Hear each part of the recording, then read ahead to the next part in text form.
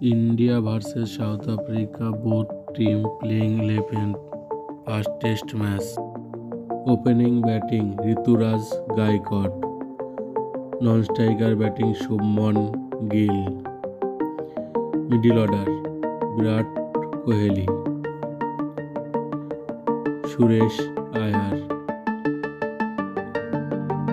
captain Rohit Sharma, wicket-keeper batsman KL Rahul, leg spin all-rounder Ravindra Jadeja, off-spin all-rounder Ravichandra Ashwin.